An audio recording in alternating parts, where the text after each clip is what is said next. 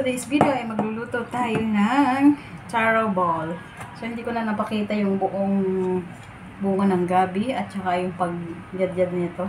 So, ganito lang siya. So, siya ay ibabad ko na rin sa asin na may tubig. So, ganito na siya. Kaya siya ay titimplahan natin ulit. Hinugasan siya ng tubig na may asin and then titimplahan ulit ng may asin. Nalagyan ko lang siya ng asin, mahiwagang asin. Hindi ko alam kung maalat to.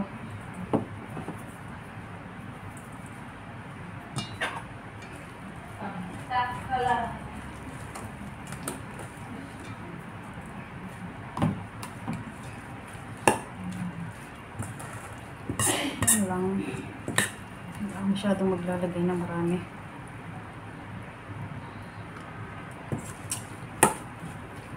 And then, cornstarch.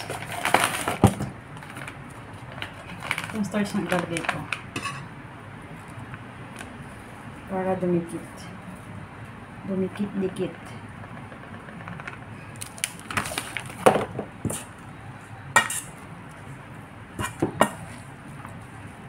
Hindi ko alam kung tama ito. Parang ganito lang siya eh.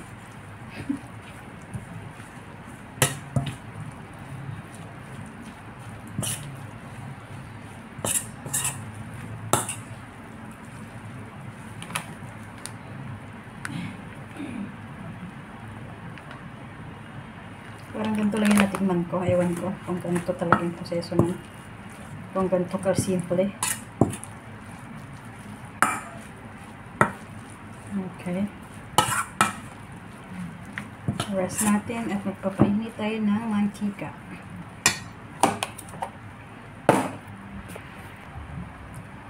Okay, subukan natin magbilog. Isa lang na maliit. Kamayin ko na, malinis po yung aking kamay. Naghugas po ako kanina umaga. Ako, bakit kulang yata ang aking ano.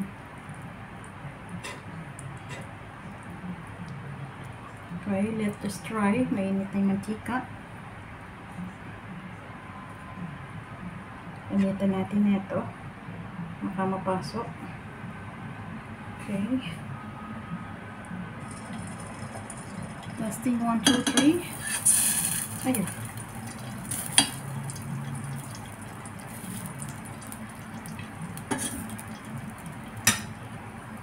At kumukulo na siya. Ayun. Testing lang.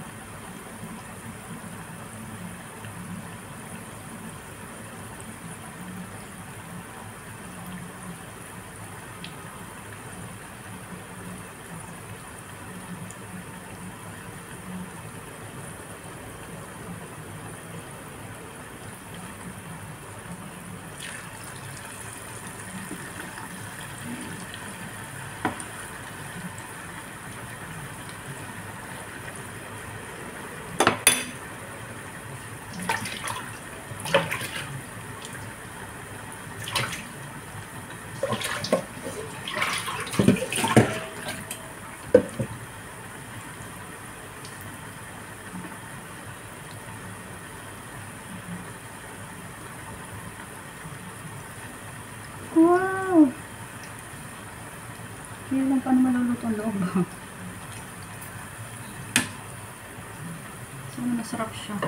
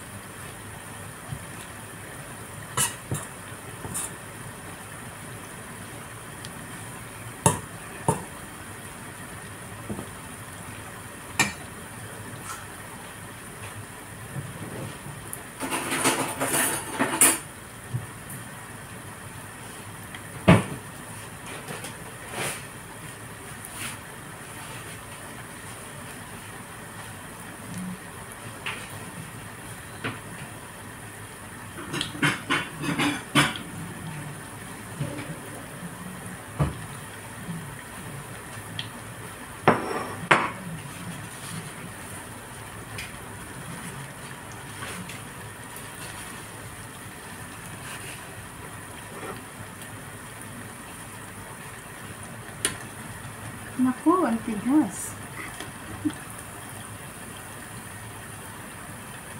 One down.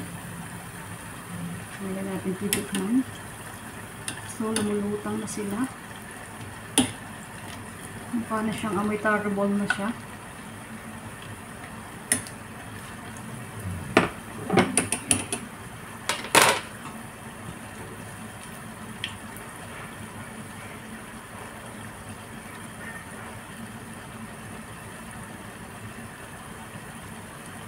Konting bilog lang siguro, ganyan.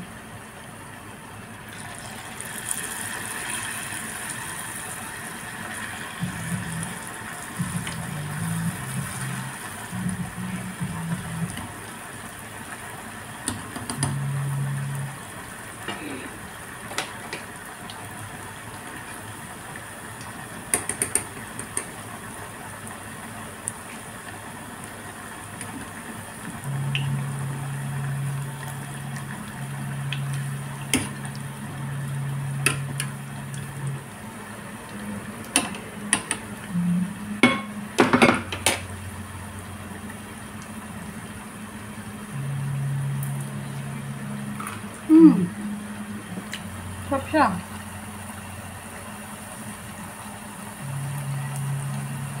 Crispy.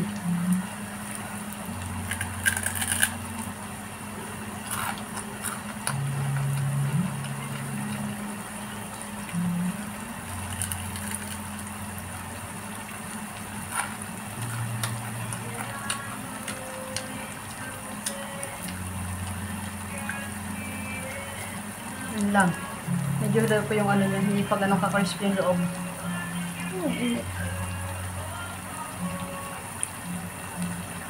Masarap siguro ito, may spicy konti.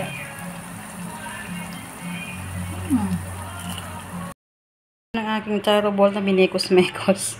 Medyo naging dark. So, hindi siya kagaya nung aking nakain dati. Yan, pero okay siya. Crispy naman, medyo na dark lang. Sarap. So, ito naman ang aking second version ng taro. So, siya ay gabi sa atin, sa Pilipinas. Gagawin ko naman siyang taro cake. Hindi ko alam kung ganito pala ito. Ayan, haluan ko ng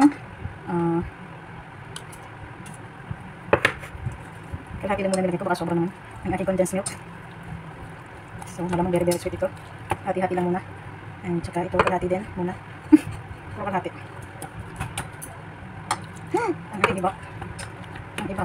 Hindi ko alam kung nakakalabasan ito. Ngayon ko lang ito ginawa. So, yan. Malapit lang siya dito.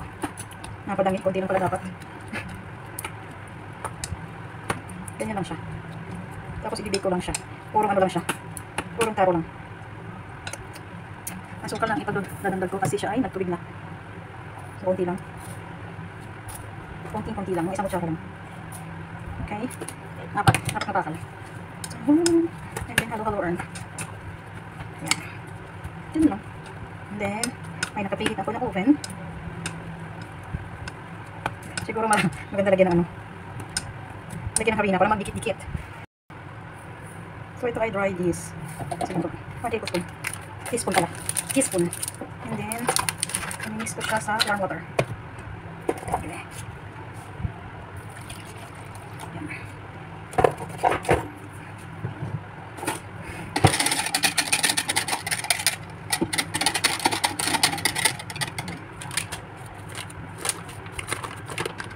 So, isang cup lang ito siguro. Or kalhating cup. Half cup lang. Para lang mag-bind yung ano, taro. Making taro cake. Ito ko lang hinalo.